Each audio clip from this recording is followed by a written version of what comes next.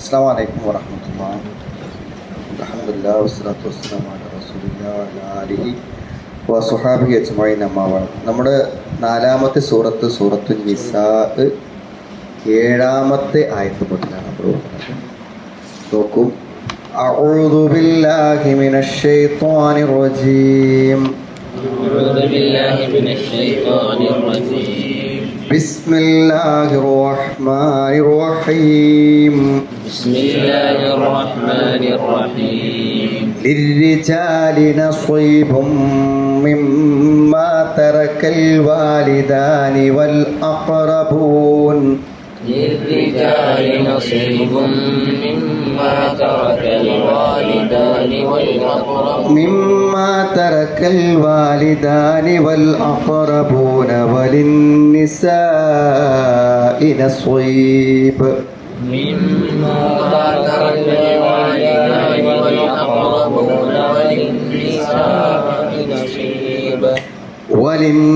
وللنساء نصيب مما ترك الوالدان والأقربون وللنساء نصيب مما ترك الوالدان والأقربون مما قل منه أو كثر. مما ترك الوالدان والأقربون مما قل منه أو كثر نصيبا مفروضا. مما قل منه أو كثر نصيبا مفروضا. وإذا حضر القسمة أولو القربى واليتامى والمساكين. وإذا حضر القسمة أولو القربى واليتامى والمساكين فارزقوهم منه وقولوا لهم قولا معروفا. والمساكين فارزقوهم منه وقولوا لهم قولا معروفا. وليخشى الذين لو تركوا من خلفهم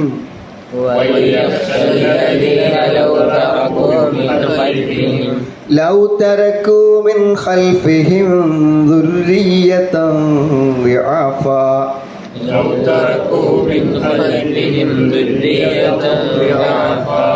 خافوا عليهم فليتقوا الله وليقولوا قولا سديدا. خافوا عليهم فليتقوا الله وليقولوا قولا سديدا. നോക്കൂ. അപ്പോൾ നല്ല കഴിവും സ്വാധീനവും ശക്തിയുമുള്ള ആളുകൾ ആരാണോ, പ്രത്യേകിച്ച് പുരുഷന്മാർ, അവരെന്ത് ചെയ്യും? സമ്പത്ത് മുഴുവനും അനന്തരാവകാശ സ്വത്തുക്കൾ മുഴുവനും അപഹരിച്ചെടുക്കുന്ന, അന്യായമായി എടുക്കുന്ന ഒരു ജാഹിലിയ സമ്പ്രദായത്തിൽ വളരെ കൃത്യമായ രൂപത്തിലുള്ള നിയമങ്ങൾ അനന്തരാവകാശ കാര്യത്തിൽ നിശ്ചയിക്കുകയാണ് വിശുദ്ധ ഖുർആൻ ഇവിടെ ചെയ്യുന്നത്. പ്രത്യേകിച്ചും അന്നത്തെ കാലത്തും ഇന്നത്തെ കാലത്തും ഒക്കെയുള്ളൊരു സമ്പ്രദായമാണ് അനന്തരാവകാശ നിയമങ്ങൾ. അത് വിഹിതം വെക്കുന്ന സമയത്ത് സ്ത്രീകളെ പ്രത്യേകമായി അവഗണിക്കുക എന്നുള്ളത്. അവർക്ക് എന്തെങ്കിലുമൊക്കെ കൊടുത്ത്, അല്ലെങ്കിൽ എല്ലാ ആണുങ്ങൾ അവർക്ക് പറ്റിയ ഏറ്റവും നല്ല സ്ഥലങ്ങളൊക്കെ എടുത്തു കഴിഞ്ഞിട്ട്, അല്ലെങ്കിൽ സമ്പത്തൊക്കെ എടുത്തു കഴിഞ്ഞിട്ട് പിന്നെ ബാക്കി വരുന്ന എവിടെയെങ്കിലും എന്ത് ചെയ്യുക, സ്ത്രീകൾക്ക് കൊടുക്കുക. അതുകൊണ്ട് പൊതുവേ സ്ത്രീകൾ എന്തായിരിക്കും, അനന്തരാവകാശങ്ങൾ ഭാഗിക്കുന്ന സ്ഥലങ്ങളിൽ പലപ്പോഴും അവർ അസംതൃപ്തരായിരിക്കും. നീതിപൂർവം നൽകിയാൽ പോലും അസംതൃപ്തരായിരിക്കും. കാരണം അങ്ങനെയാണ് സാധാരണ നാട്ടിൽ ചെയ്യാറുള്ളത് എന്ന ഒരു പതിവ് ബോധം മനസ്സിലുള്ളത് കൊണ്ട് തന്നെ ചിലപ്പോൾ നമ്മൾ കൊടുത്താൽ പോലും എന്ത് ചെയ്യും, അത് അംഗീകരിക്കപ്പെടാത്ത ഒരവസ്ഥയ്ക്ക് മാത്രം അതെന്ത് ചെയ്യുന്നുണ്ട്, അവഗണിക്കപ്പെട്ടു പോയിട്ടുണ്ടാണ്. ഈ അനന്തരാവകാശ നിയമങ്ങളുടെ കാര്യങ്ങൾ വിശദമായിട്ട് വരുന്നുണ്ട്. അതിൻ്റെ അടിസ്ഥാനപരമായിട്ടുള്ള കാര്യങ്ങളാണ് ഇന്നത്തെ ഈ ഒരു ആയത്തിൽ പറയുന്നത്. 11-ാമത്തെ ആയത്ത് മുതലാണ് വളരെ വ്യക്തമായി അത് വിശദീകരിക്കപ്പെടുന്നത്.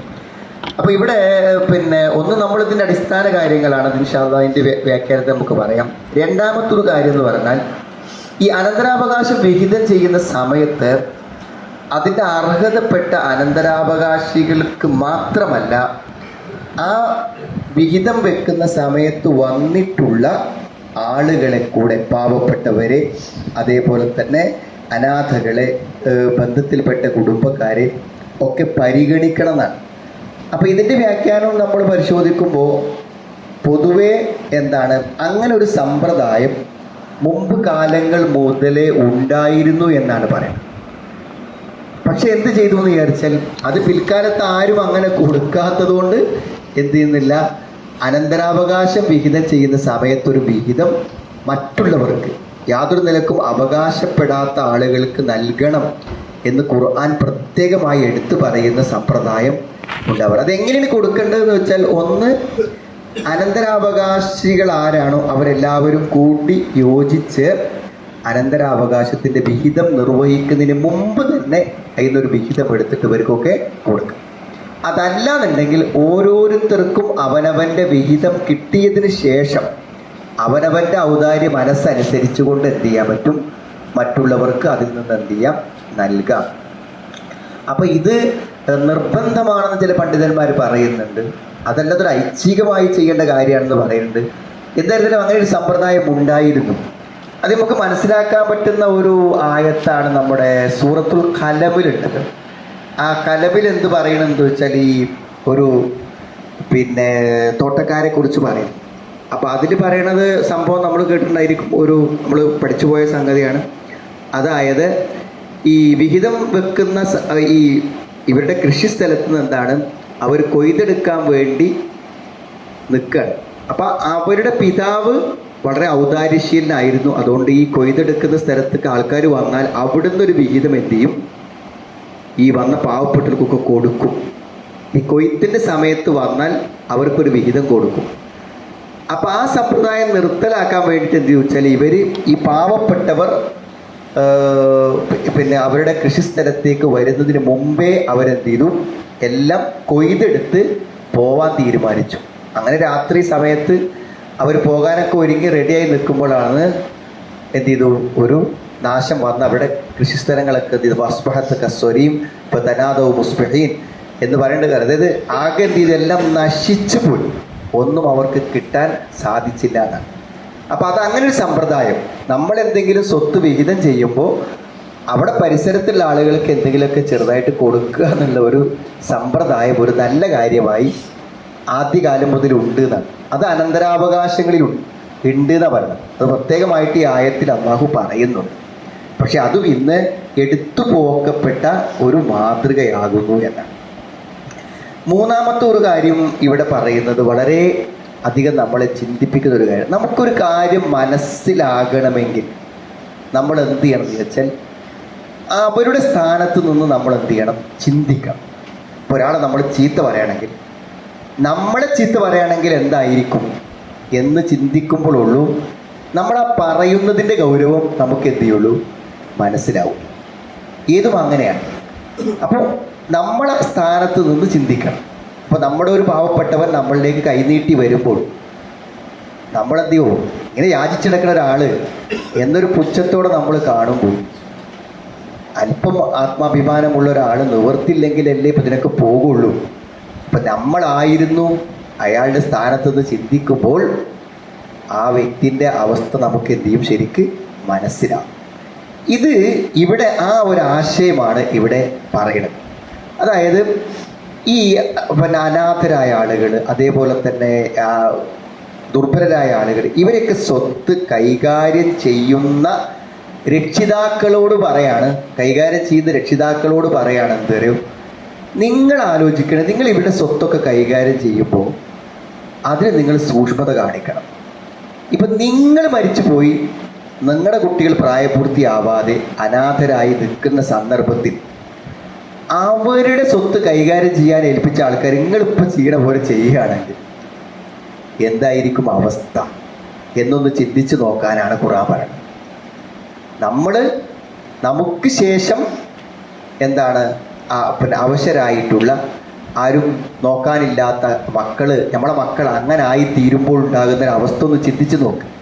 അതിനെക്കുറിച്ച് നിങ്ങളൊന്ന് ചിന്തിച്ചിട്ടൊന്ന് ഭയപ്പെടും. അങ്ങനെ ആകുമ്പോൾ നിങ്ങൾക്ക് എന്ത് ചെയ്യാൻ പറ്റും, മറ്റുള്ളവരുടെ സ്വത്തുക്കൾ പാവപ്പെട്ട അനാഥകരുടെയും ബുദ്ധിയില്ലാത്തവരുടെയൊക്കെ സ്വത്ത് കൈകാര്യം ചെയ്യുമ്പോൾ നിങ്ങൾക്കത് സൂക്ഷ്മതയോടെ കൈകാര്യം ചെയ്യാൻ പറ്റും എന്ന ഒരു താരതമ്യം കൂടെ അവിടെ നടത്തിയിട്ടാണ്. അതാണ് നമ്മൾ അവസാനം വായിച്ച ആയത്തിൽ. ഇങ്ങനെ വായിച്ചു പോകുമ്പോൾ കിട്ടും ലിർരിജാലി നസ്വൈബ്. ഞാൻ പറഞ്ഞല്ലോ, അനന്തരാവകാശ നിയമത്തിലെ ചില ബേസിക് കാര്യങ്ങൾ, അടിസ്ഥാന കാര്യങ്ങളാണ് ഇവിടെ പറയുന്നത്.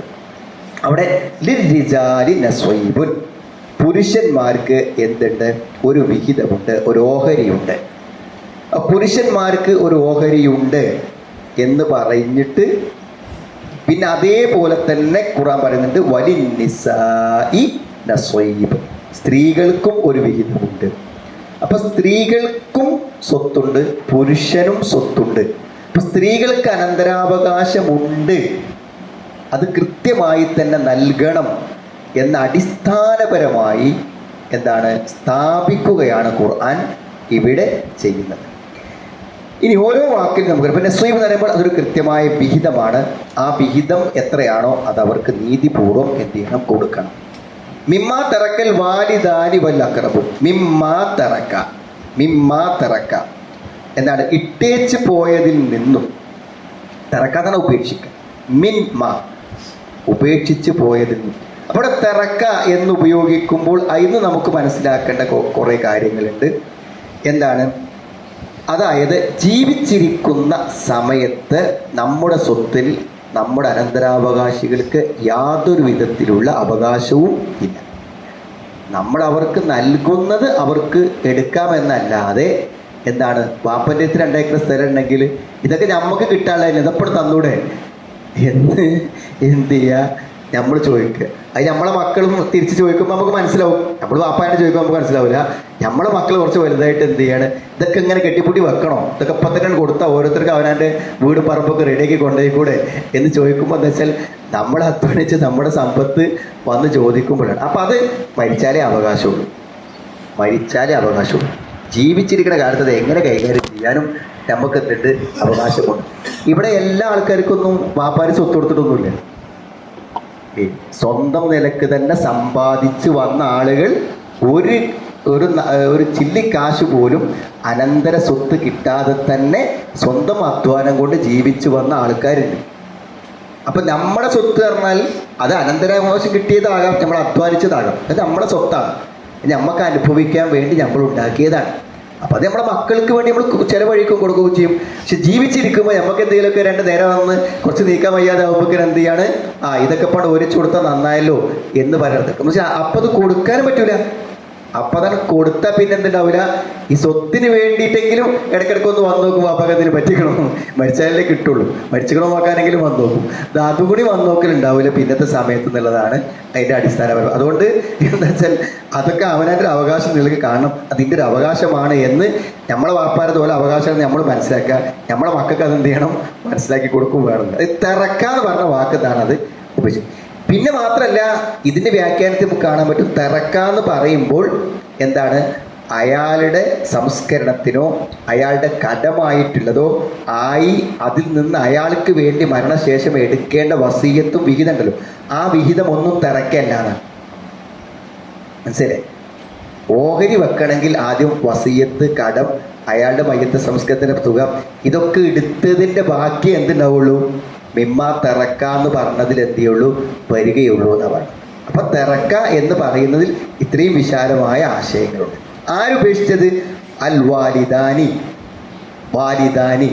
മാതാപിതാക്കൾ. അപ്പം ഇവിടെ ഇരുന്നുണ്ട്. ഇപ്പം നമ്മുടെ നാട്ടിൽ ഇനി ഇത്ര പഠിപ്പിച്ചാലും തിരിയാത്തൊരു കാര്യമാണ് എന്ത്?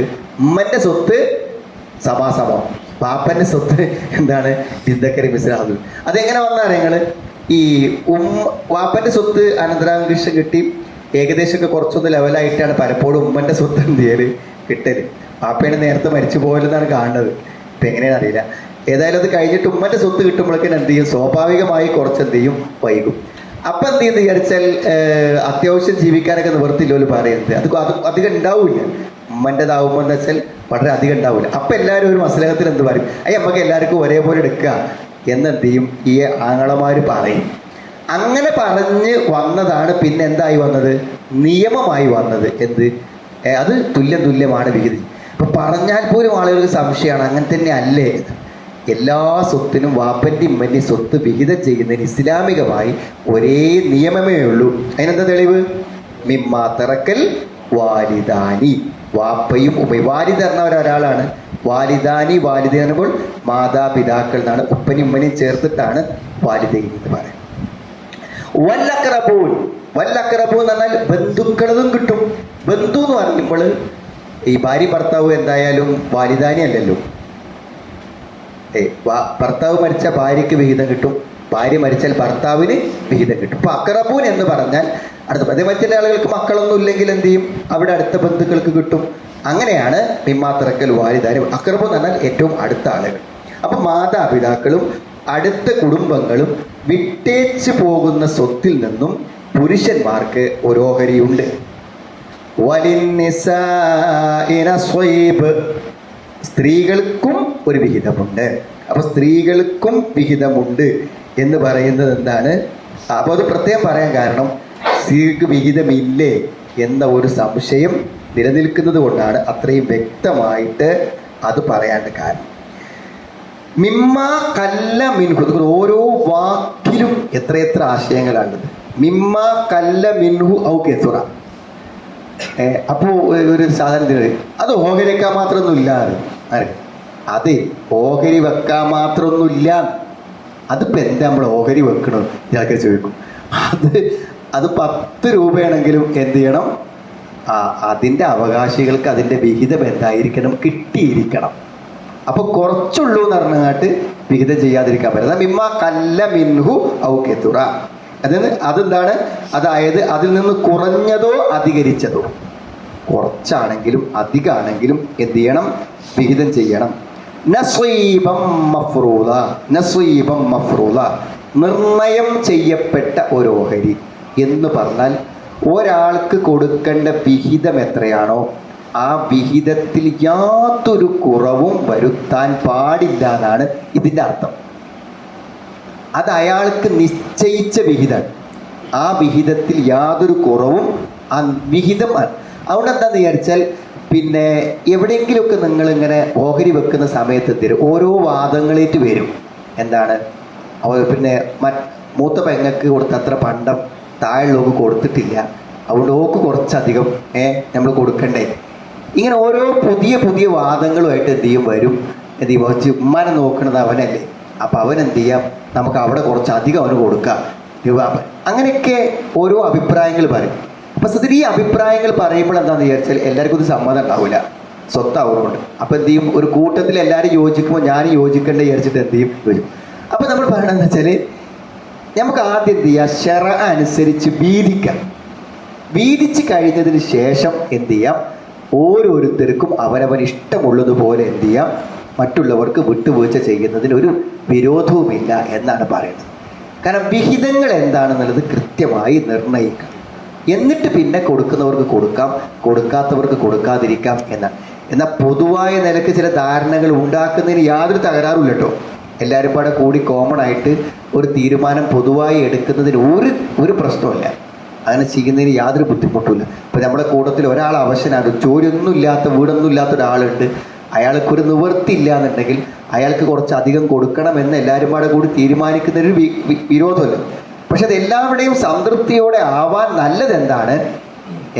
അവനവൻ്റെ വിഹിതങ്ങളെക്കുറിച്ച് തീരുമാനിച്ചതിന് ശേഷമാകുമ്പോൾ ആർക്കും ബുദ്ധിമുട്ടാവും. അവരുടെ തർക്കങ്ങളൊന്നും പിന്നെ വരാൻ സാധ്യതയില്ല എന്നുള്ളതാണ് പറയണം. പിന്നെ ഞാൻ അടുത്ത പറഞ്ഞ നമ്മൾ പറഞ്ഞ കാര്യം ഇതാ ഹദറൽ കിസ്മത്ത. അങ്ങനെ കിസ്മത്ത് എന്ന് പറഞ്ഞാൽ ഭാഗം ചെയ്യാം കേട്ടോ. കസമ എന്ന് പറഞ്ഞാൽ വീതിക്കാന്നാണ്. കല്ലാണ് കലീല് കുറച്ച്, കെത്തുറമന അധികം. അതായത് അനന്തരാവകാശമായുള്ള സ്വത്ത് കൂടുതലാണെങ്കിലും കുറവാണെങ്കിലും എന്ത് ചെയ്യണം? അത് ഈ പറഞ്ഞ നിയമങ്ങൾക്ക് അനുസരിച്ച് കൊണ്ട് തന്നെ വിഹിതം ചെയ്യണം. കുറച്ചുള്ളൂ പറഞ്ഞങ്ങാട്ട് എന്ത് ചെയ്യാൻ പറ്റൂല? കുറച്ചുള്ളൂ പറഞ്ഞങ്ങാട്ട് ഓഹരി വെക്കാതിരിക്കാൻ പറ്റില്ല. കല്ല എന്നുള്ളത് കലി എന്നുള്ളത്, കെത്തുറ എന്നുള്ളത് അത് കല്ല, അതിൻ്റെ മാളിയായ ഫെയിലാണ്. കല്ല കുറഞ്ഞു, കെത്തുറ അധികരിച്ചു. കലീൽ എന്ന് പറയുമ്പോൾ ഇസ്മാണ്, കുറച്ച്. കസീർ എന്ന് പറഞ്ഞാൽ അധികം എന്നാണ്. ഇത് ഫെയിലായിട്ടാണ്, ക്രിയയായിട്ടാണ് പേര്. ഇനി അടുത്തത് ഇതാ ഹദറൽ കിസ്മത്ത എന്ന. കിസ്മത്ത് എന്നാൽ ഭാഗം ചെയ്യുക. ഇപ്പൊ സ്വത്ത് ഭാഗം ചെയ്യുന്നിടത്ത് ഇപ്പൊ ഇതാ ഹദറ ഹാജരായാൽ, സ്വത്ത് ഭാഗം ചെയ്യുന്നിടത്ത് ഹാജറുണ്ടായാൽ, ഇപ്പൊ ഇവര് വിഹിതം ചെയ്യുന്ന സമയത്ത് അവിടെ സന്നിഹിതരായാൽ ആര്? ഉലുൽ ഖുർബ, അടുത്ത ബന്ധുക്കൾ. അടുത്ത ബന്ധുക്കൾ എന്താണ്? ഐ കിസ്മത്തുൽ മവാരിസ്, അനന്തരാവകാശം ഓഹരി വെക്കുന്നത്. ഉലുൽ ഖുർബ അൽ അഖാരിബ് ഗൈറൽ വാരിസീന, അനന്തരാവകാശ വിഹിതത്തിന് അവകാശമില്ലാത്തവരായ ബന്ധുക്കൾ. അവകാശമുള്ളവരല്ല, അവകാശമില്ലാത്തവരായിട്ടുള്ള കുടുംബക്കാർ. വൽ യതാമ, അനാഥരും. വൽ മിസ്കീൻ, എന്താണ് മിസ്കീൻ? പാവപ്പെട്ട ആളുകളും. പാവപ്പെട്ട ആളുകളും അനാഥകളും അടുത്ത ബന്ധുക്കളും വരികയാണെങ്കിൽ, അപ്പോൾ നമ്മളിതിന് ചില പരിഗണനകളുണ്ട്. അതുകൊണ്ട് എന്താണ്, അനന്തരാവകാശ സ്വത്ത് വിഹിതം വെക്കണോടത്തൊക്കെ ആര് പാഞ്ഞു ചെന്നാലും അവർക്കൊക്കെ കിട്ടുന്നൊന്നുമില്ല, ഇതിന്നില്ല. അത് കൊടുക്കുന്നതിന് നമ്മൾ മാനദണ്ഡങ്ങളുണ്ട്. ഒന്ന്, അവരെന്താണ് നമ്മുടെ ബന്ധുക്കളാണെന്നുള്ള മാനദണ്ഡം, അല്ലെങ്കിൽ എന്താണ് സാധുക്കളാണെന്ന മാനദണ്ഡം, അല്ലെങ്കിൽ അനാഥകളാണെന്നുള്ള മാനദണ്ഡം. അപ്പം അങ്ങനത്തെ ആളുകൾ വരികയാണെങ്കിൽ ഫർസുഖൂഹും, നിങ്ങൾ എന്ത് ചെയ്യണം? അവർക്ക് എന്ത് ചെയ്യണം? അവർക്ക് നിങ്ങൾ നൽകണം. അവിടെ റിസ്ക് എന്ന് ഉദ്ദേശിക്കുന്നത് എന്താ വെച്ചാൽ അവർക്ക് എന്ത് ചെയ്യുക? അതിൽ നിന്ന് എന്തെങ്കിലും ഒരു വിഹിതം അവർക്ക് അതിൽ നിന്ന് നൽകുക എന്നുള്ളതേ ഉദ്ദേശിച്ചുള്ളൂ. ഫർസുഖൂഹും മിൻഹു, അതിൽ നിന്ന് അവർക്ക് നിങ്ങൾ നൽകണം. വഖൂലു ലഹും ഖൗലൻ മഅറൂഫ, അതോടൊപ്പം തന്നെ നിങ്ങൾ അവരോട് മര്യാദ വാക്ക് പറയുകയും ചെയ്യുകയെന്നാണ്. കാരണം എന്താ വെച്ചാൽ ഇവർക്കൊരു കൃത്യമായ ഒരു വിഹിതമല്ല. അതായത് നമ്മളെന്താണ്, അഖ്തുഹും മാ തയസ്സറ മിൻ ഹാദിൽ മാല്ലദീ ജാഅക്കും ബിഗൈരി കദ്ദിൻ വലാ തഅബിൻ. ഇങ്ങക്കൊരു മുടക്കൂല്ലാതെ കിട്ടണതാണല്ലോ ഇപ്പം ഈ അനന്തരാവകാശ സ്വത്ത് പറഞ്ഞത്. അപ്പം ഇന്നിപ്പോൾ ആരെങ്കിലും അവിടെ വന്നിട്ടുണ്ടെങ്കിൽ ഓർക്ക് എന്തെങ്കിലും ഒരു പോക്കറ്റ് മണി കൊടുക്കാൻ വല്ലാതെ പിശുക്കണ്ട. പാപ്പനിമ്മനി സ്വത്ത് വെറുതെ കിട്ടല്ലേ. അപ്പം ഇന്ന് ആരെങ്കിലും വന്നാൽ കുറച്ച് കൊടുക്കാൻ എന്ത് ചെയ്യണ്ട, നമ്മൾ മടിക്കേണ്ട കാര്യമില്ല എന്നുള്ളതാണ് പറയുന്നത്. പിന്നെ അത് എന്ത് ചെയ്യണം, അവർക്ക് അവരുടെ കൊടുക്കുന്ന സമയത്ത് എന്താ വെച്ചാൽ നിശ്ചിതമായൊരു വിഹിതം ഇല്ലാത്തതുകൊണ്ട് എത്ര കൊടുത്താലും കുറച്ചുകൂടിയൊക്കെ തരാറുണ്ടല്ലോ എന്നാണ് എന്ത് ചെയ്യുക തോന്നുക. അപ്പോൾ അവിടെ സന്നിഗ്ധരാകുന്ന ആളുകൾക്ക് എന്ത് ചെയ്യണം, എന്തെങ്കിലും നൽകണം എന്നാണ് പറയുന്നത്. ഇത് സത്യത്തിൽ എന്താ വെച്ചാൽ ഒരു മാനുഷിക മര്യാദയാണ്. ഈ സഹാബത്ത് അവർക്ക് ഏതെങ്കിലുമൊക്കെ പിന്നെ കൃഷിയിൽ ആദ്യമായിട്ട് അവർക്ക് എന്തെങ്കിലുമൊക്കെ കായ്ക്കുകയാണെങ്കിൽ, ആദ്യമായിട്ട് ഇപ്പോൾ ഒരു ഈത്തപ്പനയിൽ കായ് ഉണ്ടാവുകയാണെങ്കിൽ അവരെന്ത് ചെയ്യുന്നറിയോ, ഈ ഈത്തപ്പഴം പറിച്ചിട്ട് നബി സ്വല്ലല്ലാഹു കൊണ്ടുപോയി കൊടുക്കും. ആദ്യത്തെ പഴം നബിക്ക് കൊണ്ടുപോയി കൊടുക്കും. അപ്പം നബി സ്വല്ലല്ലാഹുവിൻ്റെ നിന്നൊരു ബർക്കത്ത് കിട്ടാനാണ്, പ്രവാചകനിൽ നിന്ന് ബർക്കത്ത് സ്വീകരിക്കാൻ പറ്റും, വേറെ ആർക്കും ബർക്കത്തിന് ഇതില്ല. അപ്പം നബി എന്ത് ചെയ്യും, അത് കഴിക്കും. പക്ഷേ നബി എപ്പോഴും അങ്ങനെ കൊണ്ടുവന്നാൽ നബി സ്വല്ലല്ലാഹു എന്താ അത്ര ചെയ്യാന്നറിയോ, അവിടെ നിൽക്കുന്ന ഏറ്റവും ചെറിയ ഒരു കുട്ടിനെ കൊണ്ടുവന്നിട്ട് എന്ത് ചെയ്യും, ആ കുട്ടിക്കാണ് കൊടുക്കുക. നബി സ്വല്ലല്ലാഹു വാങ്ങും, എന്നിട്ട് ആ കുട്ടിക്കാണ് കൊടുക്കും. അപ്പം അതിന് പറയുന്ന വ്യാഖ്യാനം എന്താ വെച്ചാൽ, ഒരു സാധനം നോക്കി നിൽക്കുന്നവരിൽ ഏറ്റവും ആഗ്രഹമുള്ള ഒരാൾക്ക് അതെന്ത് ചെയ്യണം, കിട്ടാതിരിക്കുക എന്ന് പറഞ്ഞാൽ അത് ഭയങ്കരമായ നിരാശ ഉണ്ടാകും. അപ്പം അത് എനിക്ക് കിട്ടിയതാണ്, എനിക്കെടുക്കാം എന്നൊരു ന്യായം നിലനിൽക്കെ തന്നെ ആവശ്യമുള്ള ഒരാളെ നമ്മൾ എന്ത് ചെയ്യാൻ പാടില്ല, നിരാശപ്പെടുത്താൻ പാടില്ല. മറ്റൊരു ഹദീസിൽ നബി സല്ലല്ലാഹു അലൈഹി വസല്ലം പറയുന്നുണ്ട്, ഇദാ ജാഅ അഹദകും ഖാദിമുഹു ബിതുആമി, നിങ്ങൾ ആരെങ്കിലും നിൽക്കുമ്പോൾ നിങ്ങൾക്ക് നിങ്ങളുടെ ഒരു വേലക്കാരൻ ഭക്ഷണേറ്റ് വരികയാണ്, അപ്പം നമുക്ക് ഭക്ഷണേറ്റ് അവർ വരികയാണ്. അങ്ങനെ വരികയാണെങ്കിൽ ഫൽ യജ്ലിസ്ഹു മഅഹു, അവനങ്ങൾ കൂടെ ഇരുത്തണം. നമുക്ക് ഭക്ഷണേറ്റ് വന്ന ആളെ എന്ത് ചെയ്യണം, നമ്മൾ കൂടെ ഇരുത്തണം. ഇനി അവനെ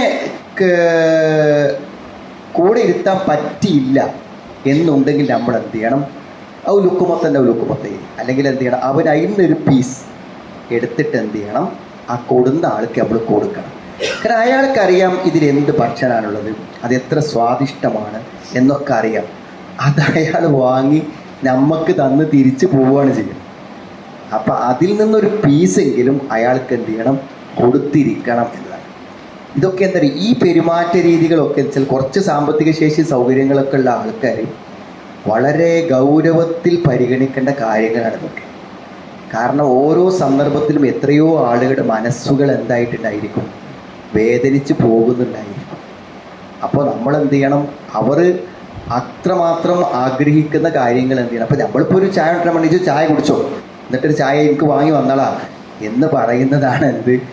ഒരു ജ്യൂസ് കൊണ്ടുവരാൻ വേണ്ടി പറയുമ്പോൾ എന്താണ്, ഒരു ജ്യൂസ് നീ കുടിച്ചോ, എനിക്കൊരു ജ്യൂസ് എന്ത് ചെയ്യുക, വാങ്ങിക്കൊണ്ടുവാ എന്ന് പറയാൻ സാധിക്കുമ്പോഴാണ്. ഇനി അയാളെ ഇത് കുടിച്ചാലും കുടിച്ചില്ലെങ്കിലും എന്ത് ചെയ്യുക, അതിൻ്റെ ക്യാഷ് കൊടുത്തിട്ട് അയാളെ കൊണ്ട് ചെയ്യിപ്പിക്കലാണ് എപ്പോഴും നല്ലത്. ഇപ്പോൾ സാധാരണഗതിയിൽ നമ്മൾ ഈ ഹോട്ടലുകളിലൊക്കെ എന്താണ്, നല്ല സ്വാദിഷ്ടമായ ഭക്ഷണങ്ങൾ ഓർഡർ ചെയ്യുമ്പോൾ പൊതുവേ ഈ വെയിറ്റർമാരായിട്ടുള്ള ആളുകൾ എന്തില്ല, അവർക്ക് ചിലപ്പോൾ അത് കഴിക്കാൻ പറ്റിക്കോളുന്നില്ല. അവിടുത്തെ അവർക്ക് ഉപയോഗിക്കാൻ പറ്റിയ ഭക്ഷണത്തിൽ വരും. ഇപ്പോൾ രാവിലെ മുതൽ വൈകുന്നേരം വരെ ഏറ്റവും നല്ല നല്ല വെറൈറ്റീസ് ഇങ്ങനെ എന്ത് ചെയ്യാണ് ആളുകൾക്ക് കൊടുക്കുകയും, അതായത് ചിലപ്പോൾ അനർഹമായി അവർ ഭക്ഷിക്കുന്നുണ്ടായിരിക്കും ആരെങ്കിലുമൊക്കെ അപൂർവമായി. പക്ഷേ അർഹമായി അവർക്ക് ഭക്ഷിക്കാൻ പറ്റാത്തതാണെങ്കിൽ അവർക്ക് തിന്നാൻ പാടില്ലല്ലോ, അനുവദിച്ചതിലേ കഴിക്കാൻ പറ്റുള്ളൂ. ഒരു ജോലിക്കാരൻ എപ്പോഴും ഏറ്റവും ഉയർന്ന 1000-ന് 10,000-ന് ഭക്ഷണം കൊടുക്കുക എന്നുള്ളത് ഒരു ഓണർക്ക് എന്നല്ല സാധ്യമായ കാര്യമാവില്ല. അപ്പം അങ്ങനത്തെ സമയങ്ങളിലാണ് പൊതുവെ നമ്മൾ ഈ ഭക്ഷണം കഴിക്കുമ്പോൾ നമുക്കൊരു ടിപ്പ് കൊടുക്കാൻ തോന്നുന്നത്. അതുകൊണ്ടാണ് എന്താണ്, അയാൾ ഇത്രയും നല്ല ഭക്ഷണങ്ങൾ നമുക്ക് സെർവ് ചെയ്തിട്ട് അയാൾക്ക് എന്തില്ല, നമ്മൾ അതിൻ്റെ ഒരു സന്തോഷം നമ്മൾ എന്ത് ചെയ്യുക, പ്രകടിപ്പിക്കുക എന്നതിലേക്ക് കൊടുക്കാൻ അപ്പം നമുക്ക് തോന്നുന്നത്. അതുകൊണ്ടാണ് അവിടെ മിക്കവാറും ഈ ഭിക്ഷക്കാരായ ആൾക്കാരൊക്കെ പലപ്പോഴും ഈ ഭക്ഷണശാലകൾക്ക് മുന്നിലാണ് എന്ത് ചെയ്യുക, വന്ന് നിൽക്കുക. അങ്ങനെ വന്ന് നിൽക്കുന്നതിന് മനഃശാസ്ത്രം എന്താ വെച്ചാൽ, നമ്മൾ വയറച്ച് തിന്ന സ്ഥിതിക്ക് നമ്മൾ എന്ത് ചെയ്യണം, അടുത്തൊരാൾ അവിടെ ഭക്ഷണത്തിന് എന്ന് പറയുമ്പോൾ അയാൾക്ക് കൊടുക്കാതെ പോരാൻ നമുക്ക് എന്താവില്ല, കഴിയൂല. അതൊരു മര്യാദയാണ്. അവിടെ നബിക്ക് കിട്ടിയ നബി അതെന്ത് ചെയ്യും, അടുത്തൊക്കെ കൊടുക്കും. മാത്രമല്ല ഹദീസിൽ വന്നതും കൂടിയാണ്, ഒരു ഹാദിബ് നിങ്ങൾക്ക് ഭക്ഷണം കൊണ്ടുവന്നാൽ അവനെ കൂടെ നിങ്ങൾ ഇരുത്തണം. അതല്ലെങ്കിൽ അതിൽ നിന്ന് എന്താണ് ലുക്കുമത്തൈനി 1-2 ഉരുള പീസ് എന്ത് ചെയ്യണം, അയാൾക്ക് കൊടുക്കണമെന്ന്. അതേ തത്വമാണ് ഇവിടെ ഉള്ളത്. ഈ കിസ്മത്തിൻ്റെ സമയത്ത് ഓഹരി വെക്കുമ്പോൾ ആരെങ്കിലും വരികയാണെങ്കിൽ ഓർക്ക് എന്ത് ചെയ്യണം, ഒരു വിഹിതം കൊടുക്കണം എന്ന് പറയണം.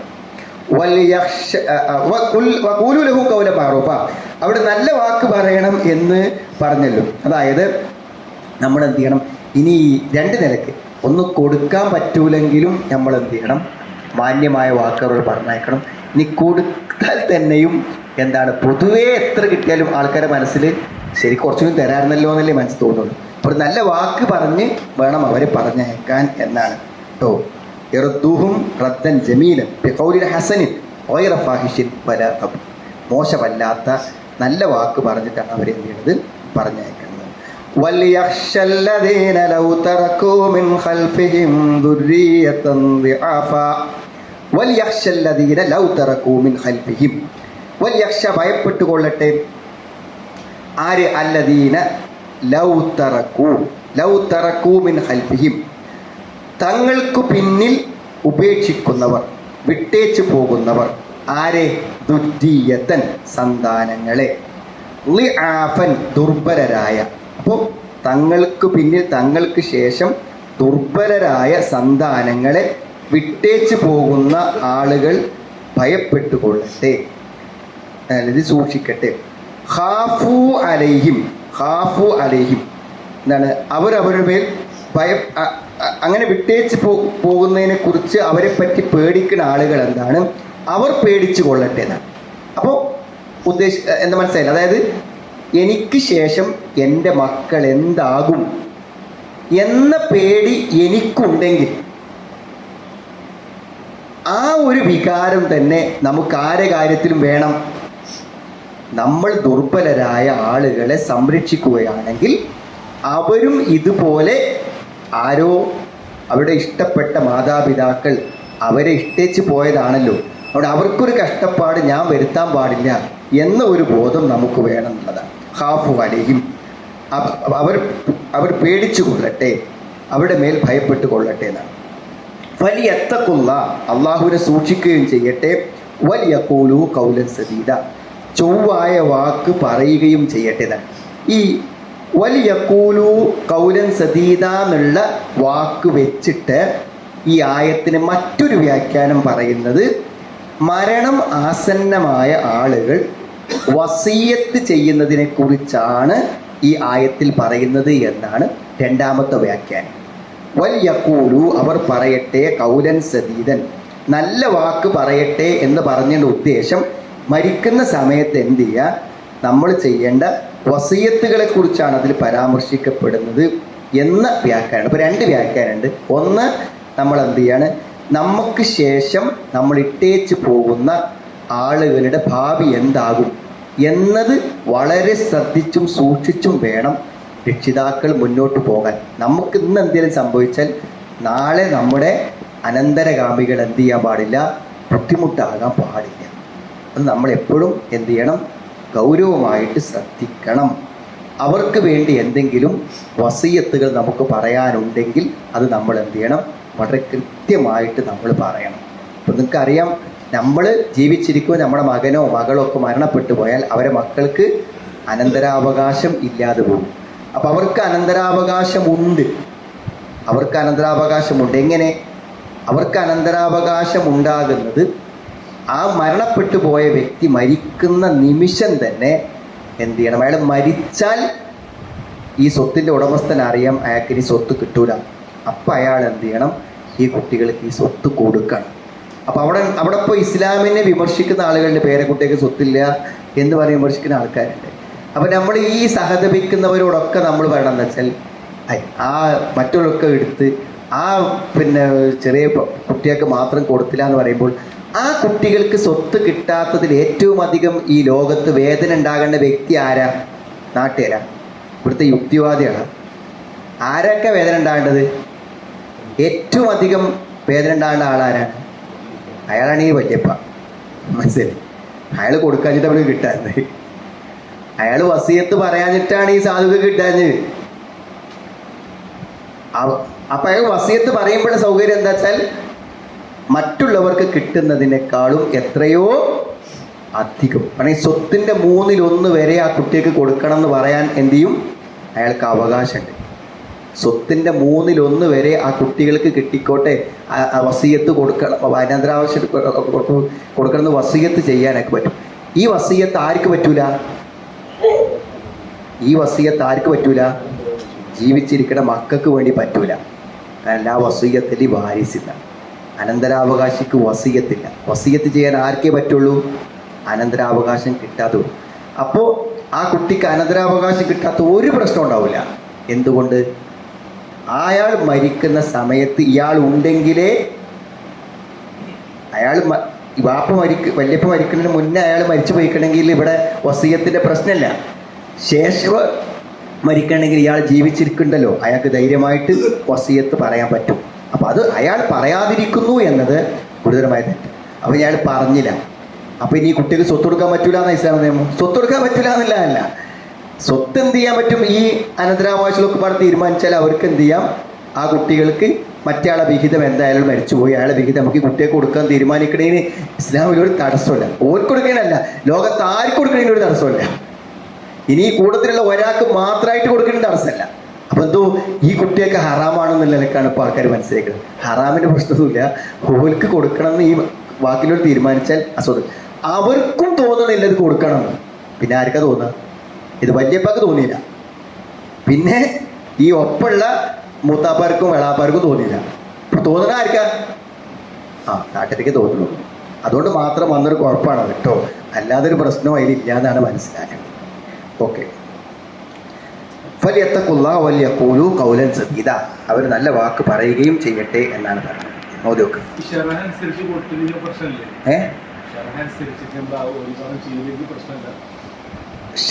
അത് നമുക്ക് തീരുമാനിക്കാം. നമ്മൾ തമ്മിലുള്ള കൂട്ടായ തീരുമാനത്തിന് ഒരു തടസ്സവും ഇല്ല. അതായത് ശറ അനുസരിച്ചാണ് എൻ്റെ അവകാശം. എൻ്റെ അവകാശം എനിക്ക് വിട്ടുകൊടുക്കാം. അതിപ്പോൾ കിട്ടിയതിൻ്റെ മുന്നേ വിട്ടുകൊടുക്കാം, കിട്ടിയിട്ടും വിട്ടുകൊടുക്കാം. അതെൻ്റെ സ്വത്തല്ലേ. അതായത് ശറ അനുസരിച്ചുള്ള വിഹിതം നടക്കാതിരിക്കുന്നില്ല. ഇപ്പോൾ നമുക്ക് ആണുങ്ങൾക്കൊക്കെ ഓരോ ഏക്കറും പെണ്ണുങ്ങൾക്കൊക്കെ 1/2 ഏക്കർ ആണെങ്കിൽ എന്ത് ചെയ്യാണ്, അതാണ് അവരുടെ ശറ അനുസരിച്ച് വിഹിതം. അതിപ്പോൾ എനിക്കൊരു ഏക്കർ കിട്ടി, എൻ്റെ ഒരു പെങ്ങൾക്ക് കുറവാണെങ്കിൽ എന്താണ്, എനിക്ക് കിട്ടിയതിൻ്റെ അപ്പം തന്നെ എന്ത് ചെയ്യാൻ പറ്റും, അതിന് 10 സെൻറ്റ് ഒക്കെ കൊടുക്കാം. അതേപോലെ തന്നെയുള്ള എന്തും വിഹിതത്തിൻ്റെ മുന്നേ എന്ത് ചെയ്യാണ്, 10 സെൻറ്റ് അധികം അവർക്ക് കൊടുക്കാൻ തീരുമാനിക്കുന്നതും അവകാശി എന്ന നിലയ്ക്ക് എൻ്റെ വിട്ടുവീഴ്ചയാണ്. അതിന് യാതൊരു തടസ്സവും ആർക്കും അതിൽ പറയാൻ പറ്റില്ല. ആ അനന്തരാവകാശികൾക്ക് പൊതുവെ. പക്ഷെ ആരെയും അതിനുവേണ്ടി നിർബന്ധിക്കാനോ അതിൽ പോലെ 5 ആൾ സമ്മതിച്ച് 6ാമത്തെ ആൾ പിന്നെ സമ്മതിക്കേണ്ടി വരുന്നൊരവസ്ഥ അതൊന്നും ഉണ്ടാക്കാൻ പാടില്ല. അങ്ങനെ തോന്നുകയാണെങ്കിൽ എന്ത് വേണം, എല്ലാവരും വിഹിതം വെച്ചിട്ട് പിന്നെ അവരെന്ത് ചെയ്യുക, അല്ല ആയിക്കണേ. അതൊരു പൊതുവായ ഒരു തീരുമാനം, എല്ലാവരോടും സ്വകാര്യമായി ചോദിച്ചിട്ട്, പരസ്യമില്ലാതെ ചോദിച്ചിട്ട് എല്ലാവരും അങ്ങനെ അനുകൂലാവസ്ഥ പറയുകയാണെങ്കിൽ പിന്നെ പൊതുവായിട്ട് പറയാം, അങ്ങനെ പറയാം. ആരെങ്കിലും വിയോജിപ്പ് പറഞ്ഞ ആളെ പേരൊന്നും നമ്മൾ പറയരുത്.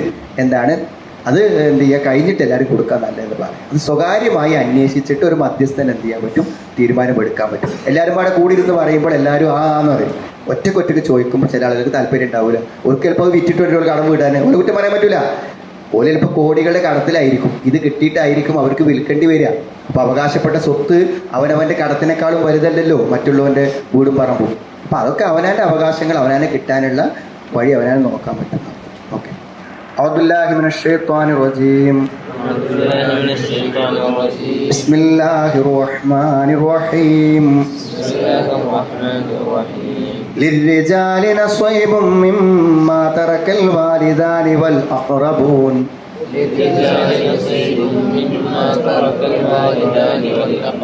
وللنساء نصيب مما ترك الوالدان والأقربون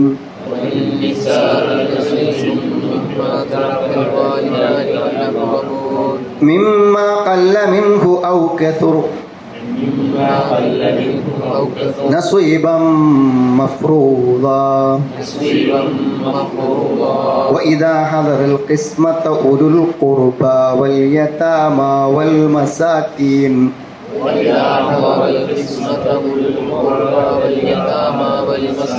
فارزقوهم منه وقولوا لهم قولا معروفا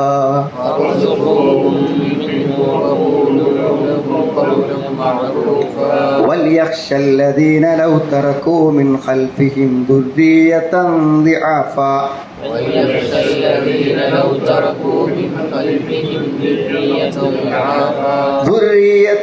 ضعافا خافوا عليهم